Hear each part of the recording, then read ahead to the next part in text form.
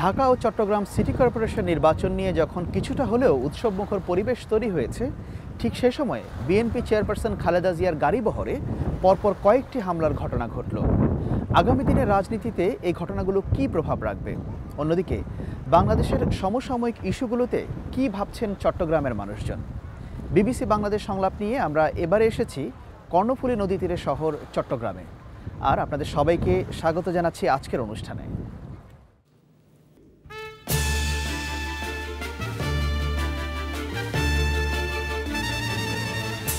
আজ প্যানেলে আছেন আওয়ামী লীগের প্রচার ও প্রকাশনা সম্পাদক ও সাবেক মন্ত্রী হাসান মাহমুদ, বিএনপির ভাইস চেয়ারম্যান ও সাবেক মন্ত্রী আবদুল্লাহ আল নোমান, নারী উদ্যোক্তা ও Chattogram women chamber of commerce and ইন্ডাস্ট্রির ভাইস প্রেসিডেন্ট আইভি হাসান এবং চট্টগ্রাম বিশ্ববিদ্যালয়ের সাংবাদিকতা বিভাগের সহকারী অধ্যাপক রওশন সোমা।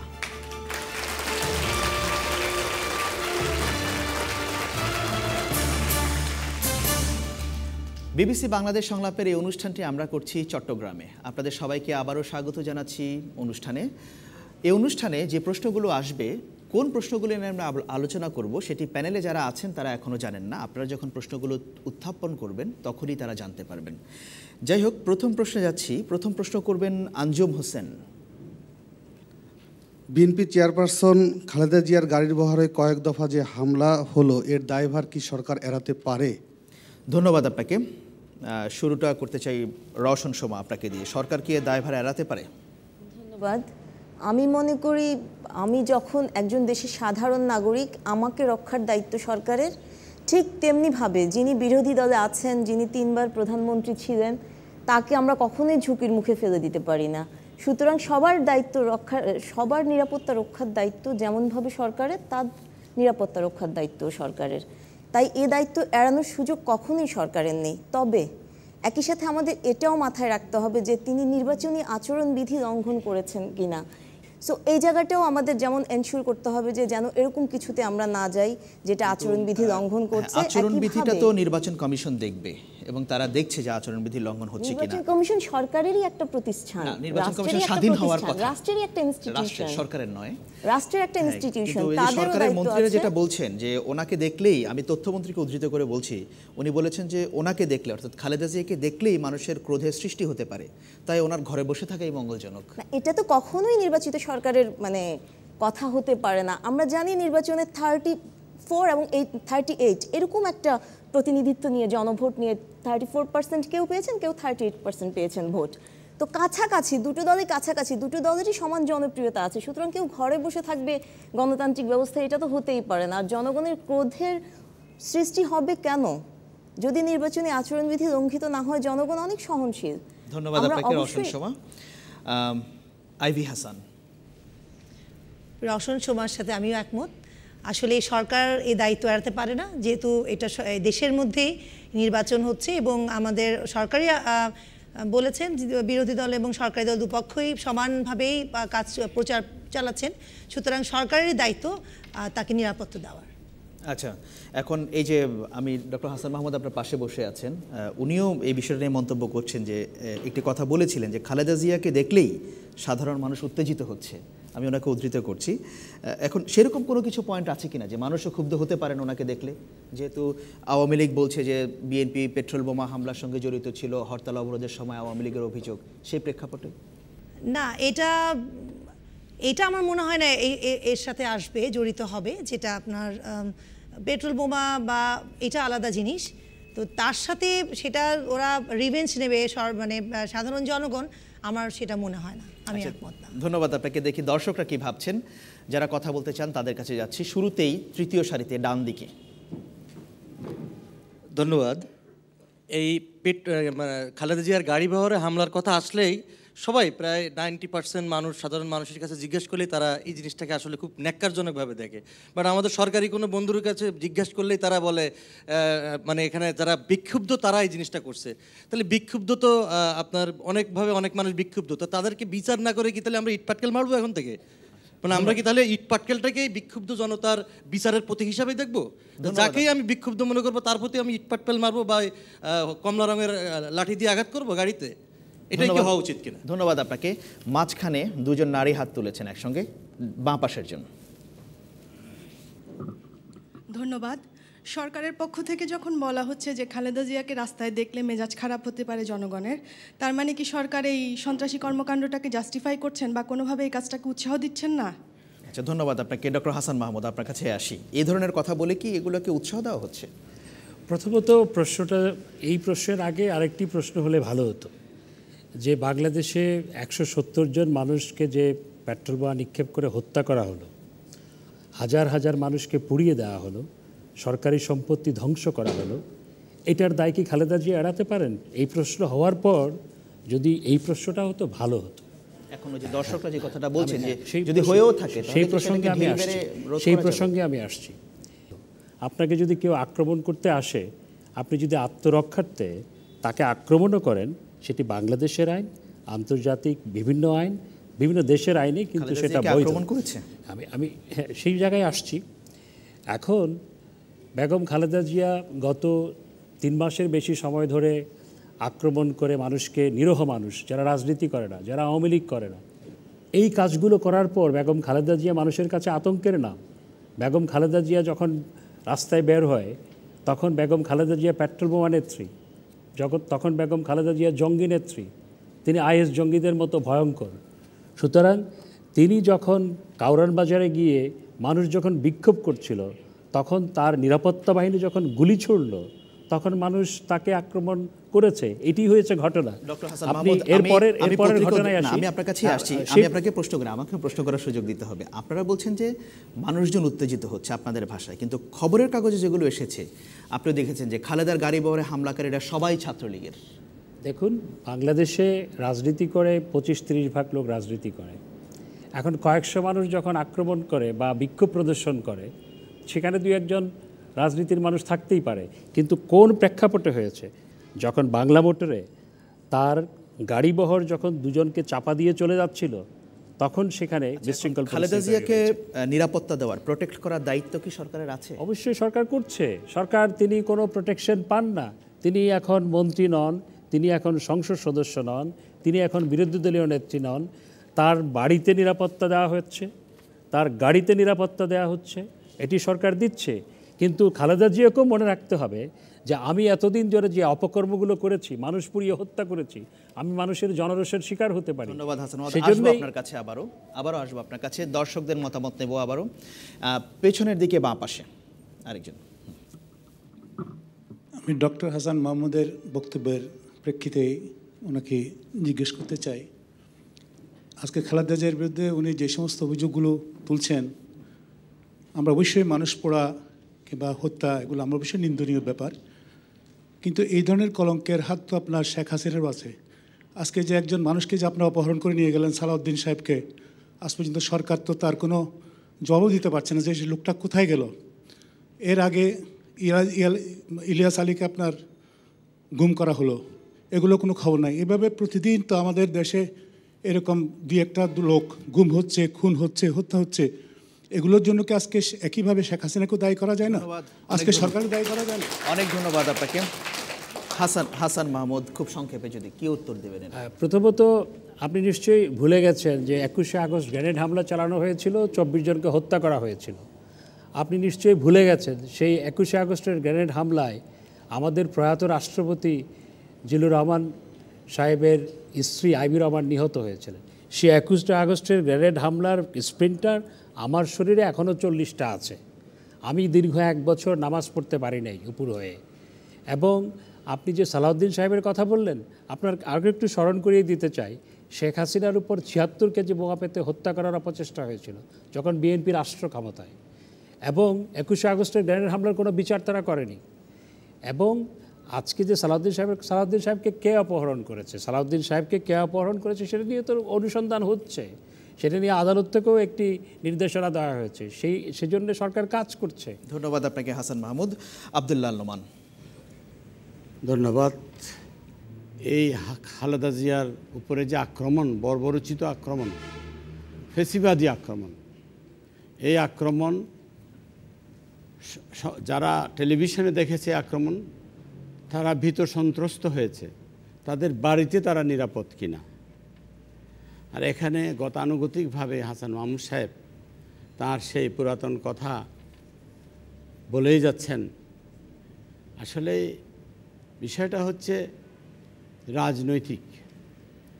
ছাত্রলীগের ছেলেরা কিভাবে পরিকল্পিত আক্রমণ করেছে, তার গাড়িতে কিভাবে তাকে মেরে ফেলার চেষ্টা করেছে, এগুলো তো বিএনপির কোনো পত্রিকার বিষয় না। যারা বিএনপি সম্পর্কে সমালোচনা করে, এই যে হাসান মাহমুদও তিনি আগে বক্তব্য দিয়েছেন। আমি আপনার কাছে আসি, আপনার প্রশ্নটি যদি শুনেন যে খালেদা জিয়াকে উত্তেজনাকারী হিসাবে বলছেন সরকারের মন্ত্রীরা, এবং হাসান মাহমুদ সাহেব বলেছেন এর আগে যে তিনি হুটহাট করে বিভিন্ন জায়গায় বেরিয়ে পড়ছেন, পুলিশও জানে না যে তিনি কোথায় যাচ্ছেন, কখন, কোন দিকে যাচ্ছেন। পুলিশের ব্যাপারে এটা তো আপনি জানেন, সরকারের সিদ্ধান্ত, বক্তব্য প্রধানমন্ত্রীরও।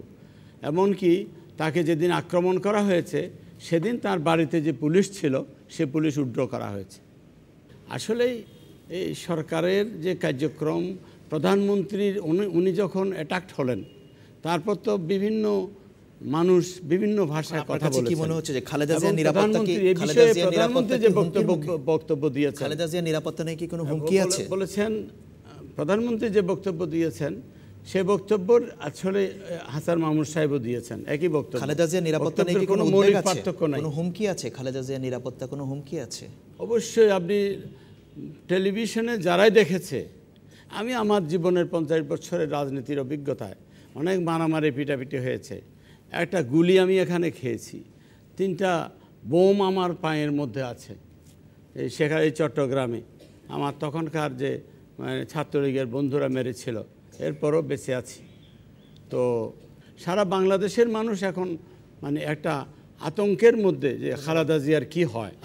খালেদা জিয়ার পপুলারিটি সম্পর্কে ওই যে আগুন সন্ত্রাস, আগুন উনি শব্দ ব্যবহার করেন, আমি বোধহয় বললাম, আগুন সন্ত্রাস বলেন, 21শে গ্রেনেড হামলার কথা বলেন, অথবা অন্য কোনোভাবে খালেদা জিয়ার যে আন্দোলনের যে একটা প্রভাব যদি কোনো জনগণের মধ্যে পড়ে থাকে, তাতে যদি কোনো অন্যায় হয়ে থাকে সেটা অন্যায়। কিন্তু আমি যেটা মনে করি, আধা মিনিট বলতে চাই, আমি যেটা মনে করি, আমার একটা শেষ করি, আমি যেটা মনে করি যে খালেদা জিয়ার যেভাবে আক্রান্ত হয়েছে তাতে অন্য কোনো সময় মারামারি পিটাপিটি হতে পারে। তাকে জনগণ দেখলে আতঙ্কিত হচ্ছে এটা না। তিনি রাস্তায় যখন নামছেন হাজার হাজার মানুষ, এবং সে মানুষের কারণেই তিনি মনে অনেক শক্তি নিয়ে এগিয়ে যাচ্ছেন, না হলে তো দাঁড়াতেই পারতেন না, তাকে চলে যেতে হতো। আর এখানে ওই 21শে গ্রেনেড হামলা অন্য প্রসঙ্গ আসলে এটাই বলতে হবে, আমি সেটাই বলতে চাই, এটাই বলতে হবে। অর্থাৎ গ্রেনেড হামলা হয়েছে, আমাদের উপরে আগুন সন্ত্রাস হয়েছে, সেই জন্য আমরা ছাত্রলীগের কর্মীদের লাগিয়ে দিয়েছি তাকে হত্যা করার জন্য। আমি যেটা বলতে যাচ্ছিলাম, আমি জাস্ট খুব সংক্ষেপে বলবো। আমার মনে হয় আমরা বেগম খালেদা জিয়ার নিরাপত্তা যেমন প্রয়োজন, সমগ্র দেশের মানুষের নিরাপত্তা তো আরও বেশি প্রয়োজন। যিনি সমগ্র দেশের মানুষের নিরাপত্তার জন্য হুমকিস্বরূপ, আমরা তার নিরাপত্তার কথা চিন্তা করার আগে সমগ্র দেশের মানুষের নিরাপত্তার কথা চিন্তা করা প্রয়োজন। কারণ সমগ্র দেশের মানুষকে তিনি নিরাপত্তাহীন করেছেন গত কয়েক মাস ধরে। ধন্যবাদ আপনাকে।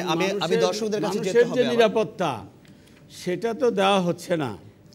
অবশ্যই নোমান ভাই উদ্বিগ্ন। মানুষের নিরাপত্তা দেওয়ার জন্যে আপনারা গত 3 মাস ধরে বেগম খালেদা জিয়ার নেতৃত্বে 92 দিন ধরে সমগ্র বাংলাদেশের মানুষকে জিম্মি করে রেখেছেন। এগুলো তো গল্প নয়, এগুলো বাস্তবতা, এগুলো সমগ্র পৃথিবী কর্তৃক স্বীকৃত, এগুলো হচ্ছে বাস্তবতা। এবং রাজনীতির নামে মানুষ পোড়ানো, বাংলাদেশে কখনো পেট্রোল বোমা সংস্কৃতি ছিল না নোমান ভাই, বাংলাদেশে কখনো পেট্রোল বোমা সংস্কৃতি ছিল না। এই সংস্কৃতি আপনারা আমদানি করেছেন। আপনারা শুধু পেট্রোল বোমা মারেননি, মানুষকে গাড়ি থেকে নামিয়ে তার গায়ে আগুন ধরিয়ে দিয়ে চট্টগ্রামে হত্যা করেছেন। কোনো চিন্তা করেন না। মিস্টার নোমান, অনেকে হাত তুলেছেন দর্শকদের মধ্যে, আমি কয়েকজনের মতামত নিতে চাই। শুরুতে আপনি প্রথম সারিতে। বাংলার 16 কোটি মানুষের দায়িত্ব, নিরাপত্তা সব কিছুই আশা করব প্রধানমন্ত্রীর কাছে, সরকারের কাছে। আমার প্রশ্ন হচ্ছে, আমরা তো খুব ছোট, একেবারে সাধারণ মানুষ, যেখানে 3বার প্রধানমন্ত্রী ছিলেন ম্যাডাম খালেদা জিয়া, তার নিরাপত্তা যদি সঠিকভাবে আমরা না পাই, তাহলে আমরা কিভাবে একটা সাধারণ মানুষের নিরাপত্তার কথা চিন্তা করতে পারি? এবং এই বর্তমানে যে সরকারের কাছে আমরা 3বার প্রধানমন্ত্রীর নিরাপত্তা, সাবেক প্রধানমন্ত্রীর নিরাপত্তাই আমরা আশা করতে পারি না। ধন্যবাদ আপনাকে। পেছনের দিকে আরেকজন। আমরা যারা ঘর থেকে বের হয়ে আমরা মা বাবাকে বলে আসতেছি আমরা ঘর থেকে বের হচ্ছি, আবার ঘরে কখন ফিরে যাব সেই নিশ্চয়তা পাচ্ছি না। আমরা গাড়িতে বোমা, যেহেতু আমরা চিরঙে আমি নিজে লাঞ্ছিত হয়েছিলাম, গাড়িতে বোমা হয়েছিল চট্টগ্রাম ইউনিভার্সিটি থেকে আসতেছি তখন ইয়াতে আপনার হামজারবাগ এরিয়াতে।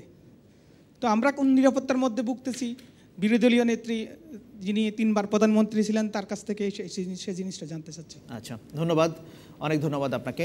এখানে দ্বিতীয় সারিতে আরেকজন। অতীতে যারা দায়িত্ব এড়িয়ে গেছে তাদের কথা স্মরণ রেখে কি আমরা বর্তমানে দাঁড়িয়ে আমাদের দায়িত্ব এড়াতে পারি? ধন্যবাদ আপনাকে। রওশন সোমা, খুব সংক্ষেপে যদি জবাব দেন, এখানে সরকারকে দায়িত্ব এড়িয়ে যাচ্ছে বিষয়টা নিয়ে। আমার মনে হয় নির্বাচিত গণতান্ত্রিক সরকারের দায়িত্বই হচ্ছে অনাকাঙ্ক্ষিত ঘটনার জন্য দায়ী ব্যক্তিদের বিচারের মুখোমুখি করা এবং সকল নাগরিকের নিরাপত্তা নিশ্চিত করা। সেটা বিরোধী দলের নেত্রীও তার ভেতরেই পড়ছেন। আমি মনে করি তার নিরাপত্তা নিশ্চিত করার দায়িত্ব এই মুহূর্তে সরকারের। আর দায়ীদের বিচার করার মাধ্যমে সরকার নিজের স্বচ্ছতা নিশ্চিত করতে পারে। সুতরাং কারা আক্রমণ করেছে, তারা কি জনগণ নাকি আওয়ামী লীগ নাকি ছাত্রলীগ নাকি নিজের দলের ভেতর থেকেই হচ্ছে, সমস্ত কিছুই ক্লিয়ার হয়ে যাবে যখন আমরা দায়ী ব্যক্তিদের বিচারের সামনে নিয়ে আসতে পারবো। ধন্যবাদ আপনাকে রওশন সোমা। আমি দর্শক শ্রোতাদের এখানে জানিয়ে রাখি, বিবিসি বাংলাদেশ সংলাপে যে বিষয়গুলো নিয়ে আলোচনা হচ্ছে সেই বিষয়গুলো নিয়ে আপনারা যদি আরও বিস্তারিত মতামত দিতে চান তাহলে বিবিসি বাংলার ওয়েবসাইট bbcbangla.com-এ আপনার মতামত দিতে পারবেন। আর ফেসবুক যারা ব্যবহার করছেন, ফেসবুকে বিবিসি বাংলাদেশ সংলাপের পাতায় আপনার মতামত দেওয়ার সুযোগ আছে। একটি ছোট্ট বিরতি নিচ্ছি, আশা করছি ফিরে এসে আপনাদের সাথে পাবো।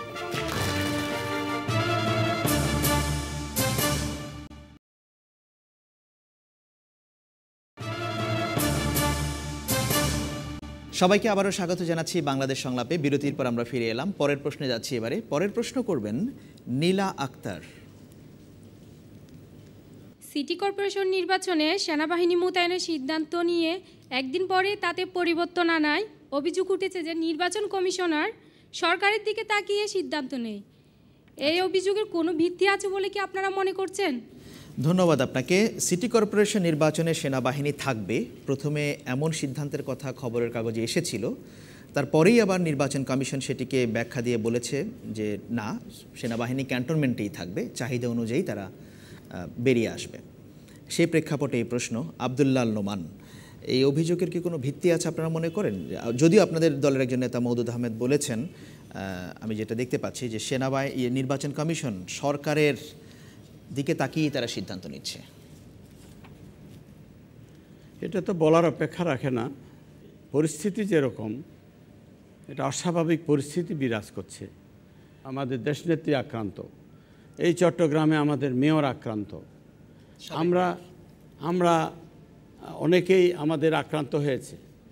এবং এই অবস্থায় সেনাবাহিনীর উপরে জনগণের একটা বিশ্বাস আছে। সেনাবাহিনী কি করবে আমি জানি না, তবে এই বিশ্বাসের কারণে জনসাধারণ সেনাবাহিনী চায় এবং ভোটাররা সেনাবাহিনী চায় বলেই আমরা সেনাবাহিনী চাচ্ছি। ভোটাররা চাচ্ছে বলেই আমাদের বক্তব্য। আলাদা করে বিচ্ছিন্নভাবে কমিশন যে বলছে এখন সেনাবাহিনী ক্যান্টনমেন্টে থাকবে, যদি রিটার্নিং অফিসার মনে করেন ডাকতে পারেন। আসলে এটা পরের দিন রাজনৈতিক কারণে এবং সরকারের যেভাবেই হোক প্রভাবে এই বক্তব্যটা চলে এসছে, না হলে এ কথা আসার কথা না। ক্যান্টনমেন্টে বসে থাকবে, সে ক্যান্টনমেন্টে প্রিসাইডিং অফিসার পুলিং অফিসার খবর দেবে আপনারা আসেন, এটা কি বাস্তবসম্মত? কাজেই সেনাবাহিনী আসলে নির্বাচনটা নিরপেক্ষ হবে। মানুষের সাইকোলজিক্যালি এমনি কি করবে সেনাবাহিনী, সাইকোলজিক্যালি মানুষ একটু শক্তিশালী হবে, প্রেরণা পাবে, সেই জন্য সেনাবাহিনী চাওয়া এবং সেনাবাহিনী আসা। ধন্যবাদ আপনাকে আব্দুল্লাহ নোমান। আইভি হাসান, নির্বাচন কমিশনের এই যে সিদ্ধান্ত, প্রথমে একরকম বলেছে, পরে আরেকভাবে জিনিসটাকে তারা ব্যাখ্যা করেছে। সেটা হয়তো তারা চিন্তা করছে যে পুলিশ ফোর্স কিংবা আনসার বা যারা আছে তাদেরকে দিয়ে হয়তো এরা করতে পারবে, এটা হয়তো সরকারের একটা চিন্তা। তবে আমার মনে হয় প্রয়োজনে, যদি প্রয়োজন হয় তাহলে অবশ্যই সেনাবাহিনীর মাঠে নামা দরকার। প্রয়োজন কি না আপনি কি মনে করেন বর্তমান প্রেক্ষাপটে? আমার তো মনে হয়, আমি আসলে কনফিউজড, হয়তো প্রয়োজন আছে। ধন্যবাদ আপনাকে। রওশন সোমা, সেনাবাহিনীর প্রয়োজন আছে এটা নির্বাচন কমিশনও স্বীকার করছে আমার মনে হচ্ছে, কারণ তারা সেনাবাহিনী নিয়োগ করেছে এবং পরবর্তীতে আরেকটা সিদ্ধান্ত তারা জানালো যে সেনাবাহিনী ক্যান্টনমেন্টে থাকবে। পরবর্তী ব্যাখ্যায় তারা বলল যে তারা শুধু অবস্থানটা জানিয়েছে, তারা সেনাবাহিনী নিয়োগ করবে না এরকম কোনো সিদ্ধান্ত দেয়নি। এক্ষেত্রে আমার মনে হয়েছে নির্বাচন কমিশনকে আরেকটু প্ল্যান্ড ওয়েতে কাজ করতে হবে, অর্থাৎ যেটা তারা দ্বিতীয় সিদ্ধান্ত জানাচ্ছে সেটা যদি আগেই ভেবে নিত তাহলে আজকে এই প্রশ্নগুলোই আসতো না। আপনার কি মনে হচ্ছে যে নির্বাচন কমিশনের বিশ্বাসযোগ্যতার কি কোনো সমস্যা তৈরি হচ্ছে? বিশ্বাসযোগ্যতা তারা যেহেতু প্ল্যান্ড ওয়েতে কাজটা করতে পারছে না, কাজেই একটা সমস্যা তো তৈরি হতেই পারে। এই প্রশ্নটা যদি সিদ্ধান্তটা যদি তারা আগেই নিত এবং আগেই প্রথমবারই এই বিষয়গুলো ক্লিয়ার করতো, দ্বিতীয় সিদ্ধান্ত তো আসতোই না। আচ্ছা, ধন্যবাদ আপনাকে। আবারও দর্শকদের মতামত নিব দ্বিতীয় সারিতে।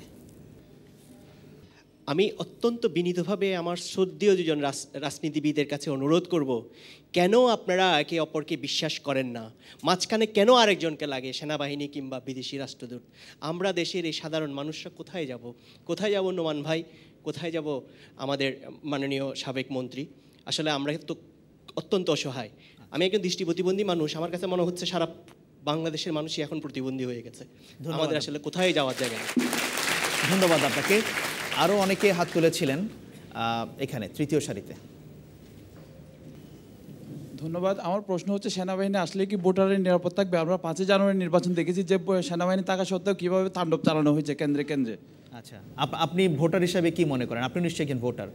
আমি যদি আমার কেন্দ্র যদি সেফ থাকে, আমার উভয় পক্ষ যদি সেফ থাকে, তাহলে আমি নিশ্চিত ভোট দিতে পারবো। এখানে সেনাবাহিনীর প্রয়োজন নেই। আব্দুল্লাহ নোমান বলছেন যে এটা একটা সাইকোলজিক্যাল ব্যাপার, যে সেনাবাহিনী থাকলে মানুষ ভরসা পাবে। সেনাবাহিনী তো কখনো কেন্দ্র পাহারা দিবে না, সেনাবাহিনী স্ট্রাইকিং ফোর্স হিসেবে রাস্তায় তো থাকবে। আচ্ছা, ধন্যবাদ আপনাকে। ডক্টর হাসান মাহমুদ। আমি এর আগে দুটি কথা বলতে চাই। আমাদের একজন দৃষ্টি প্রতিবন্ধী দর্শক, আমি তাকে ধন্যবাদ জানাই। তিনি একটা কথা বলেছেন যে সারা বাংলাদেশের মানুষকে এখন প্রতিবন্ধী করা হয়েছে। প্রতিবন্ধী হয়ে গেছে আমি বলবো না, যে তিনি যেটি বলতে চেয়েছেন প্রতিবন্ধী করা হয়েছে। হ্যাঁ, এই সারা বাংলাদেশের মানুষকে প্রতিবন্ধী, ঘরের মধ্যে বন্দী করে রাখার অপচেষ্টা করা হয়েছে গত 3 মাসের বেশি সময় ধরে। মানুষ প্রতিবন্ধী হয়ে গেছে, মানুষ এটা থেকে পরিত্রাণ চায়। এখানে চট্টগ্রাম বিশ্ববিদ্যালয়ের অধ্যাপিকা সোমা বলেছেন যে মানুষের নিরাপত্তা প্রয়োজন। মানুষের নিরাপত্তা প্রয়োজন তো অবশ্যই, তো সেজন্য সরকারকে একটি কাজ করতে হবে, মানুষের নিরাপত্তা যারা বিঘ্নিত করছে বা যিনি বিঘ্নিত করছে তাকে নিবৃত করতে হবে, এবং তিনি হচ্ছেন বেগম খালেদা জিয়া। তিনি মানুষের নিরাপত্তার জন্য হুমকি স্বরূপ, এবং মানুষকে যে প্রতিবন্ধী করে ফেলেছে এটার জন্য দায়ী হচ্ছে বেগম খালেদা জিয়া। সেনাবাহিনী আমি নোমান ভাই আপনার কথা বলার সময় আমি কথা বলিনি, নোমান ভাই না, আমি আগে বলিনি, না আমি একটু বলিনি নোমান ভাইয়ের সাথে আমার খুব ভালো সম্পর্ক, আই রেসপেক্ট হিম, বাট আমি কথা বলার সময় আমি একটু নির্বিঘ্নে কথা বলতে চাই। প্রথম কথা হচ্ছে সেনাবাহিনী নিয়ে বাংলাদেশে আরও 6টি সিটি কর্পোরেশন নির্বাচন হয়েছে, তখন কখনো সেনাবাহিনী নিয়োগ আপনার ডাকা হয়নি। সেগুলো খুব অবাধ, নিরপেক্ষ, সুষ্ঠু হয়েছে।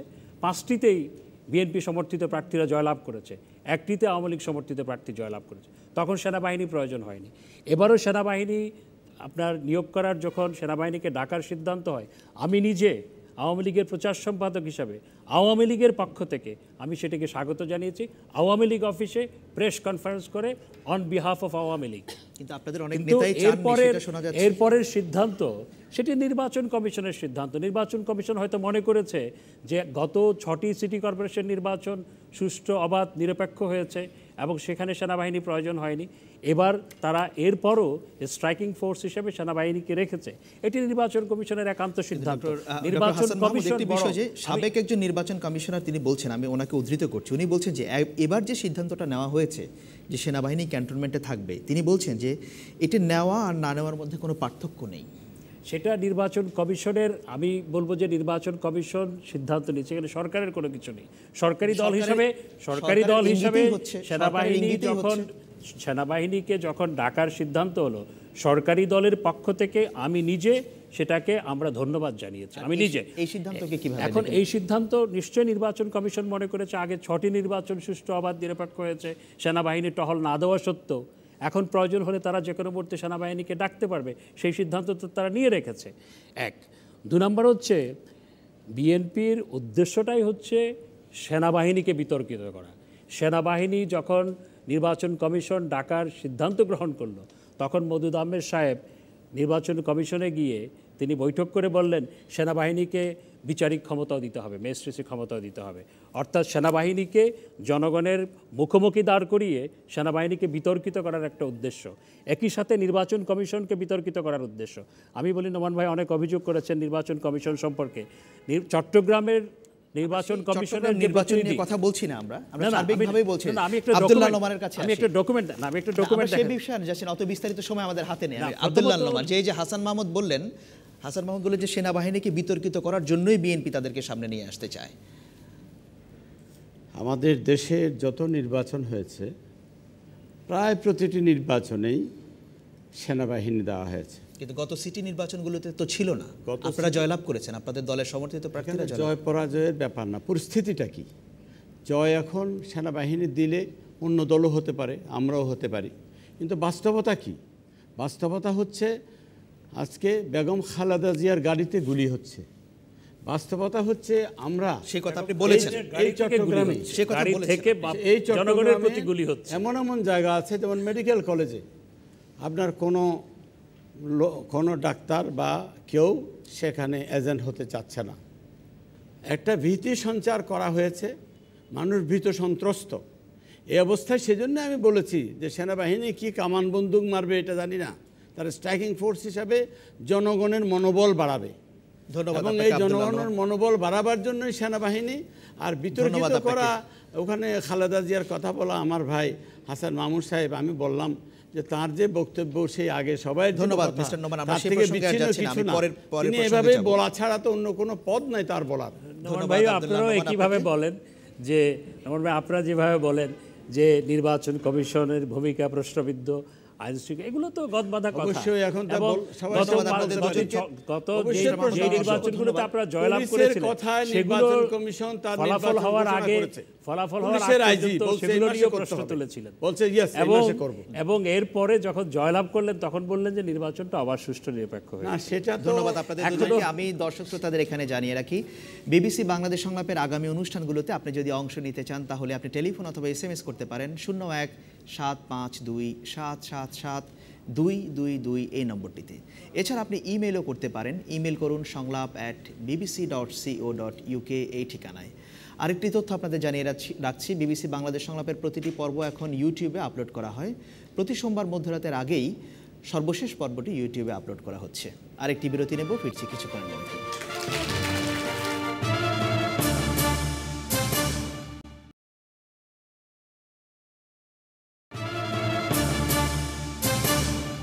বিরতির পর আমরা আবারও ফিরে এলাম, দেখছিলেন বিবিসি বাংলাদেশ সংলাপ। পরের প্রশ্নে যাচ্ছি এবারে। পরের প্রশ্ন করবেন শিরিন আক্তার।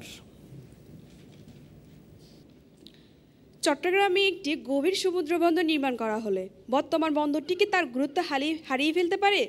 ধন্যবাদ আপনাকে। চট্টগ্রামে গভীর সমুদ্র বন্দর নির্মাণ করা হলে এখনকার যে বন্দর, এটা কি গুরুত্ব হারিয়ে ফেলতে পারে? এটা চট্টগ্রামের জন্য যেমন গুরুত্বপূর্ণ, পুরো বাংলাদেশের জন্যই গুরুত্বপূর্ণ, কিন্তু অনেক দিন ধরে কথা হচ্ছে বিষয়টা নিয়ে। আমি শুরুতেই আসতে চাই আইভি হাসান আপনার কাছে। আপনি একজন ব্যবসায়ী, আপনার কাছে কি মনে হয় সেটি হলে কি বর্তমান বন্দর গুরুত্ব হারিয়ে ফেলবে? আমার তো মনে হয় না। আমার মনে হয় এটা আরও অনেক বেশি প্রসারিত হবে ব্যবসা বাণিজ্যের জন্য, যেটা একটা বন্দর দিয়ে কিন্তু আমাদের হচ্ছে না। কারণ চিটং বেস কিন্তু সবগুলো যত আপনারা জানেন যে বিভিন্ন বিদেশে যায়, যেসব পণ্য জাহাজে করে চিটং বন্দর হয়ে কিন্তু যায়, তো এখানে অনেক বেশি চাপ থাকে। তো আমার মনে হয় যে আরও একটা যদি গভীর সমুদ্র বন্দর হয় সেটা চিটংয়ের জন্য অবশ্যই আরও ভালো হবে। কিন্তু আপনাদের এখানকারই কোনো রাজনীতিবিদ এই গভীর সমুদ্র বন্দর নির্মাণের বিরোধিতা করছেন, এটার কারণটা কি তাহলে? পৃথিবী অনেক এগিয়ে গেছে, আমার মনে হয় যে আমরা এই রাজনীতি নিয়ে এত কিছু নিয়ে এত পেছনে পড়ে আছি। তো যে কোনো ভালো একটা উদ্দেশ্যের পেছনে সবাইকে সম্ভাষণ করাটা উচিত আমি মনে করি। তাহলে এই বিভক্তিটা কেন, এই বন্দর নিয়ে যা হওয়া উচিত বা উচিত না, সেটা হয়তো তাদের কোনো ব্যক্তিগত রেশার হিসেবে এরকম একটা কিছু হতে পারে, কিন্তু আমি সাধারণ জনগণ হিসেবে আমি বলতে চাই এটা অবশ্যই একটা ভালো একটা দিক। ডক্টর হাসান মাহমুদ, যখন চট্টগ্রাম বন্দর হয় তখন চট্টগ্রাম বন্দরে যে জাহাজগুলো ভিড়ত সে ব্রিটিশ আমলে, সেগুলো মাত্র কয়েক হাজার টন পণ্য পরিবহন করতে পারত।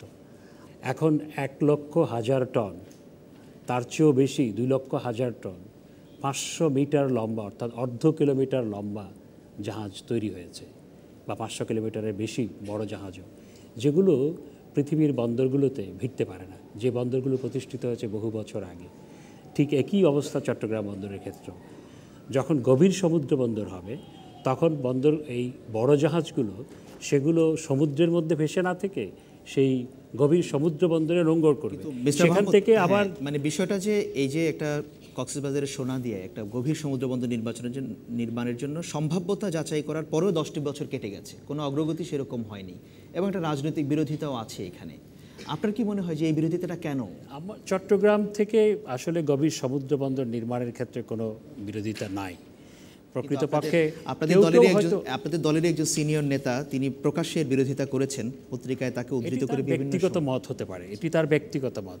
চট্টগ্রামের সাধারণ মানুষ, রাজনীতিবিদ, ব্যবসায়ী, সুশীল সমাজ নির্বিশেষে সবাই চায় চট্টগ্রামে একটি গভীর সমুদ্র বন্দর হোক। সেই গভীর সমুদ্র বন্দরে যে পণ্য খালাস হবে সেগুলো দেশের অন্য প্রান্তে যেমন যাবে সেগুলো চট্টগ্রাম বন্দর হয়েই কিন্তু বেশিরভাগ ক্ষেত্রে যেতে হবে। সুতরাং এটি চট্টগ্রামের জন্য, দেশের জন্য, এমনকি পুরো রিজিয়নের ব্যবসা বাণিজ্যের একটি হাব হিসাবে এই অঞ্চলকে গড়ে তোলার ক্ষেত্রে গুরুত্বপূর্ণ ভূমিকা পালন করবে। ধন্যবাদ আপনাকে। আমি দর্শকদের কাছে যাই এই বিষয়টি নিয়ে যারা কথা বলতে চান। মাঝখানে একজন দর্শক। ধন্যবাদ। ডক্টর হাসান মাহমুদ যে কথাটা বলেছেন, আমাদেরও মনে হয় গভীর সমুদ্র বন্দর নিয়ে আসলে কোনো ষড়যন্ত্রের দরকার নেই এবং আমরা সেটা চাইও না। কিন্তু আমরা চাই চট্টগ্রাম আরও একটা গভীর সমুদ্র বন্দর হোক, দলমত নির্বিশেষে যেন চাটগাঁবাসীকে একটা গভীর সমুদ্র বন্দর। সবাই বলছেন চাচ্ছেন, কিন্তু এটা হচ্ছে না ব্যাপারটা, কারণটা কি মনে হয় আপনার? কারণটা কিছুটা রাজনৈতিক চাপ কিছুটা আছেই, কিছুটা দ্বন্দ্বের কারণেই আছে, হতে পারে। আচ্ছা, ধন্যবাদ আপনাকে। আর কি কথা বলতে চান বিষয়টি নিয়ে? জি, ডান পাশে মাঝামাঝি। ধন্যবাদ। আমার মনে হয় যে কাজটি করলে পরে গোটা দেশেরই উপকার হবে, সেখানে কারো দ্বিমত থাকা উচিত নয়। কোনো দলেরই না, যারা সরকারে আছেন তাদেরও না, এবং যারা বিরোধী দলে আছেন তাদেরও না, আর এমনিতেই যাদের কোনো দল নেই, যারা এমনি আমাদের মতো সাধারণ মানুষ, তাদেরও থাকা উচিত নয়। সেজন্য আপনার কি মনে হচ্ছে যে এই গভীর সমুদ্র বন্দর নির্মাণ নিয়ে কোনো রাজনীতি হচ্ছে ভেতরে ভিতরে? ওই দর্শক যে প্রশ্নটি তুললেন, সেটা হতে পারে, রাজনৈতিকদের ব্যাপার তো আমরা সাধারণ মানুষ অত ভালো করে বুঝতে পারি না। তবে আমার মনে হয় কিছু কিছু জিনিস যেটা সকলের জন্য কল্যাণকর সেটা নিয়ে রাজনীতি করা উচিত হবে না। আমি বরং এই ব্যাপারে আমার নোমান সাহেবের কাছে জানতে চাই, উনি কি চান যে গত কিছুদিন ধরে দেশের যে অর্থনৈতিক ক্ষতি হয়েছে সেই ক্ষতিগুলি এইভাবে আবার পুনরাবৃত্তি হতে থাকুক বা কিছু একটা? ধন্যবাদ আপনাকে। আব্দুল্লাহ নোমান, আপনার কাছে আসি সরাসরি। যে আপনারা চান কিনা গভীর সমুদ্র বন্দর হোক এখানে, বা এটা হলে কি বর্তমান বন্দর তার গুরুত্ব হারিয়ে ফেলবে? গভীর ডিপসি এটা যদি করা যায়, এটা আমাদের জন্য একটা বিরাট সম্পদ হবে। তাহলে ব্যাপকভাবে আমরা বিদেশি জাহাজ ল্যান্ডিং এবং আরও আমাদের যে ব্যবসা সেটা অনেক সম্প্রসারিত হবে। এই ক্ষেত্রে আমি মনে করি যে জায়গা থেকে এটা ইনভেস্টিগেশন, অর্থাৎ একটা গবেষণা এটার উপরে চলেছিল, সেটা আমাদের সময় থেকে শুরু হয়েছে। দুর্ভাগ্য হচ্ছে আমাদের আসলে যে কাজগুলোর অগ্রাধিকার দেওয়া প্রয়োজন এবং জাতীয় ঐক্যমত প্রতিষ্ঠা প্রয়োজন, আমরা বাংলাদেশের রাজনীতিবিদ যারা এটার বাধাটা কোত্থেকে আসছে, ঠিক কে বাধা দিচ্ছে? কেউ কি বাধা দিচ্ছে? জাতীয় ঐক্যমতে আসতে পারে না। মিস্টার নোমান, এটা নিয়ে কি কেউ বাধা দিচ্ছে? মানে অনেক ভালো কাজ আমরা করতে পারি, এটা নিয়ে কি কেউ বাধা দিচ্ছে? এটা নিয়ে বাধাটা কোত্থেকে আসছে? কেউ কি বাধা দিচ্ছে গভীর সমুদ্র বন্দর নির্মাণের বিষয়ে? আমার জানা মতে বাধা দিচ্ছে না। তবে এখানে একটি আন্তর্জাতিক বা গ্লোবাল সাউথ ইস্ট এশিয়ান যে দেশগুলো আছে, এই দেশগুলোর মধ্যেও তো আবার প্রতিযোগিতা আছে, অর্থনৈতিক প্রতিযোগিতা, রাজনৈতিক সুবিধা, সব মিলিয়ে আসলে এটা আমাদের স্বার্থের চেয়ে, আমি মনে করি, আমি ডিটেইল এখানে বলতে পারবো না, যে আমাদের স্বার্থের চেয়ে বিদেশি স্বার্থ এখানে এই ডিপসি হওয়া না হওয়ার অনেক বেশি চিন্তা করে।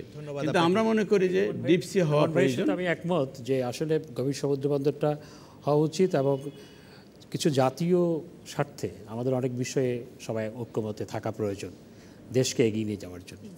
গভীর সমুদ্র বন্দর গভীর সমুদ্র বন্দর নির্মাণ করার ক্ষেত্রে যেটি হয়েছে এখন পর্যন্ত এটি বহু বছর ধরে আমাদের প্রচেষ্টা, অর্থাৎ জাতিগত প্রচেষ্টা। মিস্টার মাহমুদ, যে আব্দুল্লাহ লোমন যেটা বললেন যে জাতীয় বিষয়ের চেয়ে আন্তর্জাতিক স্বার্থটা সেই প্রসঙ্গে আমি আসছি, সেই প্রসঙ্গে আসছি।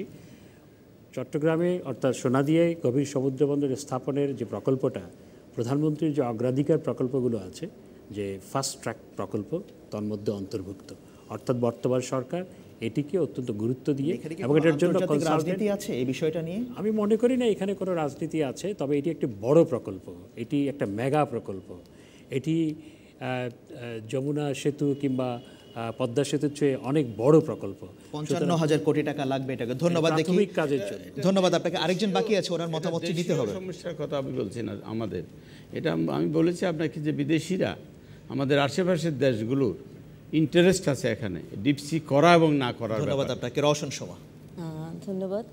আসলে এই যে এইমাত্র মানে যে কথাটা জনাব আব্দুল্লাহ নোমান বললেন যে বাইরের একটা ইন্টারেস্ট আছে, এবং যতবারই আমরা এই গভীর সমুদ্র বন্দরের বিরোধিতার কথা শুনি ওই বাইরের ইন্টারেস্ট আছে এই কথাটাও আমরা শুনি। তো আমার কথা হচ্ছে যে এটা যদি থাকে কিংবা নাই থাকে সে বিষয়টা তো আমরা, যেমন ডক্টর হাসান মাহমুদ বললেন যে আমরা এই বিষয়ে জাতীয় ঐক্যের বিষয়ে একমত হতে পারি, তাহলে এই যে বাইরের স্বার্থ যাতে কোনোভাবেই আসতে না পারে সে বিষয়টাও তো আমরা আলোচনার মধ্য দিয়ে বের করে নিয়ে আসতে পারি।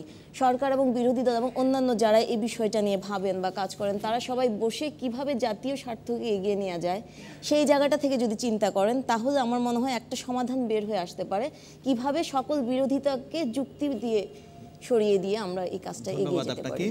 পরের প্রশ্ন নেব এবারে। পরের প্রশ্ন করবেন তাসনিয়া আয়েশা এশা। শুধু মানববন্ধন কর্মসূচি, টকশোতে বক্তব্য আর সোশ্যাল মিডিয়ার লেখালেখির মাধ্যমে কি নারীদের উপর নির্যাতন কিংবা হামলার ঘটনা বন্ধ করা সম্ভব? সম্ভব। আচ্ছা, শুধু মানববন্ধন কর্মসূচি টক শো করে বা সোশ্যাল মিডিয়াতে লিখেই কি এটা বন্ধ করা যাবে কিনা? আমি যেটা বুঝতে পারছি যে ঢাকা বিশ্ববিদ্যালয়ে যৌন হয়রানির যে অভিযোগ উঠেছে সেই প্রেক্ষাপটে এই প্রশ্ন বর্ষবরণ অনুষ্ঠানের সময়। রওশন সোমা, আপনার কাছে আসি। এর মাধ্যমে কি নির্যাতন বন্ধ করা যাবে? শুধু আমি ব্যক্তিগতভাবে মনে করি এটা কিছুতেই সম্ভব না। আমাদের জাতীয়ভাবে এই বিষয়টা নিয়ে অনেক বেশি কথা বলতে হবে। আমি যদি এবারের সিটি কর্পোরেশন নির্বাচনে যে ইশতেহার, ঢাকার কথা বলছি না, আমি চিটংয়ের কথা বলছি, চট্টগ্রামের যে প্রধান মেয়র প্রার্থীরা নির্বাচনী ইশতেহার দিয়েছেন আমি কোথাও নারীদের জন্য কিছু খুঁজে পাইনি। সুতরাং আমার মনে হয়েছে নারীদের নিয়ে কেউ ভাবছেই না। এই ভাবনার জায়গাটা তৈরি করতে হবে, তাহলেই সমাধান ধীরে ধীরে আসতে পারে। ধন্যবাদ আপনাকে। আইভি হাসান। আমি মনে করি আমাদের নিজেদের বিবেকটাকে আগে জাগ্রত করতে হবে। যারা করছে নারীদের বিরুদ্ধে, যারা অত্যাচার করছে, নারীদের যারা নির্যাতিত করছে, তারা প্রত্যেকেই কিন্তু আমাদেরই ভাই বোন, বাবা মা বা যে কোনো কেউ। তাহলে আমরা যদি নিজেদের বিবেকটা জাগ্রত না করি, যতই টকশোতে যাই, যতই আমরা মানববন্ধন করি, তাহলে কিন্তু কখনোই পরিবর্তন আসবে না। টক শো বলুন কিংবা সোশ্যাল মিডিয়ায় লেখালেখি বলুন, এটা জনমত তো তৈরি করছে না এর বিরুদ্ধে, নাকি? অবশ্যই সেটা আমি মানি, সেটা অবশ্যই তৈরি করছি, বাট তার আগে নিজের বিবেক জাগ্রত করতে হবে। কেন করব? একজন পুরুষের যেরকম তার স্বাধীনতা আছে তার যাওয়ার, একজন মেয়েরও আছে, তাকে কেন মেয়ে মানুষ হিসেবে দেখা হবে, তাকে কেন মানুষ হিসেবে দেখা হবে না? এই জায়গাটাতে আমার প্রশ্ন। অ্যাড করি যে সোশ্যাল মিডিয়া কতজন মানুষের কাছে পৌঁছচ্ছে, টক শো কতজন মানুষ দেখছেন, কিন্তু আমরা যদি আমাদের এই যে পলিটিক্যাল যে মুভমেন্টগুলো আছে বা আমাদের যে রাজনৈতিক যে কর্মকাণ্ডের সাথে যদি আমরা নারী ইস্যুটাকে তুলে নিয়ে আসি, সেটা আরো অনেক বেশি মাস পিপলের কাছে যাবে। ধন্যবাদ আপনাকে। দর্শকদের কাছে যাব। শুরুতে মাঝখানে একজন। প্রধানমন্ত্রী একজন নারী, সেখানে নারীদের ক্ষেত্রে এত অসুরক্ষিত কেন? নারীরা প্রতি ক্ষেত্রে ওরা ফেস করছে কিন্তু কোনো সুরক্ষা পাচ্ছে না কেন? মানে কি করতে পারে আপনি বলুন তো? এই যে সোশ্যাল মিডিয়াতে কোনো ব্যবস্থা নেওয়া হয় না কেন? এত সময় লাগবে যেখানে মানুষ জানতে পারছে যে কারা ভিকটিম হয়েছে এবং কারা করছে, সেক্ষেত্রে কোনো ইমিডিয়েটলি অ্যাকশন নেওয়া হচ্ছে না। আচ্ছা, ধন্যবাদ আপনাকে। ডান পাশে আরেকজন। আমার ক্ষোভও বলতে পারেন। গতকাল আমরা প্রেস ক্লাবের সামনে যখন মানববন্ধন করছিলাম, তখন নির্বাচনের প্রচারণার যে গাড়িগুলো আছে ওগুলো আমাদের সামনে দিয়ে খুব উল্লাস করে গেছে, এবং প্রেস ক্লাবের নিচে যে হলটি আছে ওই হলে একটি অনুষ্ঠান ছিল। আমরা যখন মানববন্ধন করছি ঠিক সেই সময় সেই স্থানেই ওই ওদের যেই অনুষ্ঠানটি ছিল তার মাইকটি বাজাচ্ছিল, তখন সেই মুহূর্তে আমাদেরকে ওই স্থানটি ত্যাগ করতে হয়েছে। আমার ইয়ে হচ্ছে আমার মানে আমার খুব জানতে ইচ্ছে হয় যে ওনারা যখন আমাদেরকে দেখেছেন ওনাদের উচিত কি ছিল না আমাদের সাথে এসে দাঁড়ানো? আচ্ছা, ধন্যবাদ আপনাকে, ধন্যবাদ আপনাকে। পেছনের দিকে আরেকজন নারী হাত তুলেছেন। পরিবারের একটা দায়বদ্ধতা থাকে, যে প্রসঙ্গগুলো বারবার আসছে যে আমাদের সামাজিক সচেতনতা তৈরির একটা প্রসঙ্গ আছে, কিন্তু আমি জানতে চাই রাজনৈতিক সংগঠনগুলোর কি কোনো ধরনের দায়বদ্ধতা নাই? তাদের সংগঠনের যারা পুরুষ কাজ করেন তাদেরকে এই ধরনের নীতিবোধ শিক্ষা দেয়া, মানে আপনার কাছে কি মনে হচ্ছে যে রাজনৈতিক দলগুলো এই বিষয়টাকে কি তারা গুরুত্ব দিচ্ছে? থাকে যে তারা গুরুত্ব দিচ্ছে প্রতি সম্মান প্রদর্শন করবেন, কোন জায়গায় সম্মান প্রদর্শন করবেন, কতটুকু সম্মান প্রদর্শন করবেন, এই মূল্যবোধগুলো যদি রাজনৈতিকভাবে তৈরি থাকে তাহলে আমাদেরকে এই ধরনের বিভ্রান্তির মধ্যে পড়তে হয় না। ধন্যবাদ, অনেক ধন্যবাদ আপনাকে। আব্দুল্লাহ আল নোমান, এই যে নারী লাঞ্ছনা, হামলা বা যৌন নিপীড়ন যেটাই বলেন, এই বিষয়গুলোকে কি রাজনৈতিক দলগুলো তাদের বৃহত্তর কর্মসূচির আওতায় আনতে পারে, এজেন্ডাতে নিয়ে আসতে পারে? রাজনীতিতে চরম অবক্ষয় এবং এই অবক্ষয়ের কারণে এই ধরনের ঘটনা ঘটেছে। আর সবচেয়ে দুঃখের ব্যাপার হচ্ছে যে আমরা রাজনৈতিক দলগুলো যারা এবং সরকারের কর্মকর্তারা এই বিষয়টাকে যেভাবে আড়াল করার চেষ্টা করেছে, তাতে আমি ব্যক্তিগতভাবে খুব ব্যথিত। এমনকি নেতৃত্ব এই ব্যাপারে খুব বেশি কথা বলতে চায় নাই এবং এই ঘটনাটাকেও পুরা স্বীকার করতে চায় নাই। এবং সেদিন আমার মনে হয়েছিল এই রাজনীতির কারণে রাজনীতিই আর না করি। যদি এরকম হয় আমার বোন, আমার মেয়ে এই অবস্থায় ধর্ষিত হয় আর তার জন্য কেউ দাঁড়াবে না, কোনো রাজনৈতিক দল, তাহলে সেই জায়গায় আসলে আমার ব্যক্তিগত মতামত, আমার মনে হয় আমাদের দীর্ঘ রাজনৈতিক জীবন এই যে রাজনীতি না করাই শ্রেয়, না করে একটা প্রোটেস্ট করা। ধন্যবাদ আপনাকে। হাসান মাহমুদ, প্রথমত আমি মনে করি যে সোশ্যাল মিডিয়া এখন বহু লোক ব্যবহার করে। বাংলাদেশে 4.5 কোটি ইন্টারনেট ইউজার এবং সেটি দিন দিন বাড়ছে। 12 কোটি মানুষ মোবাইল সিম ব্যবহার করে এবং এটি সোশ্যাল মিডিয়ার মাধ্যমে এটার বিরুদ্ধে একটা বড় জনমত গঠিত হয়েছে আমি যেটা মনে করি। এর পাশাপাশি আমি মনে করি রাজনৈতিক দলগুলোর দায়বদ্ধতা আছে। রাজনীতি মানুষকে পেট্রোল বোমা মারার জন্য নয়, যেমন রাজনীতি মানুষকে ঘরের মধ্যে অবরুদ্ধ করে রাখার জন্য নয়, রাজনীতি হচ্ছে মানুষের কল্যাণের জন্য। সুতরাং মানুষের কল্যাণার্থে যে বিষয়গুলো সেগুলোকে এই যে প্রোটেস্ট করা, এগুলো রাজনৈতিক দলের কর্মসূচি থাকা প্রয়োজন। তবে আমার কথা শেষ হয়নি। নোমান ভাই, নোমান ভাই যেটি বলেছেন, আমি সোশ্যাল মিডিয়ার কথা বলছি। আমি আমার ফেসবুকে একটা পোস্ট দেখলাম যে একজন শিবির নেতা বলেছে যে যারা পয়লা বৈশাখের অনুষ্ঠানে গেছে তাদেরকে তারা বিয়ে করবে না। এবং হ্যাঁ, এটা আমি দেখেছি। এবং তারা বলেছে যে শিবির কিন্তু সরাসরি বলে যে পয়লা বৈশাখ এটি এটা ইসলামের তারা এখানে এদের কোনো হাত আছে কিনা? যারা পয়লা বৈশাখ চায় না, যারা চায় না পয়লা বৈশাখ আমাদের মেয়েরা বের হোক, তাদের কোনো হাত আছে কিনা সেটাই অনুসন্ধান করা প্রয়োজন। যারা চিন্তা করে হাসান মাহমুদ সাহেব যেটা বলেছেন এটা নিন্দনীয় এবং এটাকে আমরা মানব না। এখানে আমার বক্তব্য হচ্ছে যে কি ঘটনা ঘটেছে, কারা এই ঘটনার সাথে সম্পৃক্ত, এই ব্যাপারে কিন্তু সোশ্যাল মিডিয়া এবং প্রেস মিডিয়ার থেকে বলা হয়েছে এবং তার পরিপ্রেক্ষিতে এখানে রাজনৈতিক দলের সংশ্লিষ্ট কোনো না কোনো কর্মী এখানে আছে, একথা বলা হয়েছে। ধন্যবাদ আপনাকে। আর ওইটা যেটা বললেন আমার হাতে সময় রাজনীতিকরণ সবকিছুতে এখানে এখন এটা আন্ডার ইনভেস্টিগেশন। আপনি কাকে ইঙ্গিত করতে চাচ্ছেন জানি না। আমি সবকিছুতে রাজনীতিকরণ করা ঠিক নয়। আমি যেটা মনে করি, যেটা দেশের স্বীকৃত, যারা পয়লা বৈশাখ চায় না, যারা চায় না আমাদের মেয়েরা পয়লা বৈশাখে বের হোক, সম্ভবত তারা এটার সাথে যুক্ত।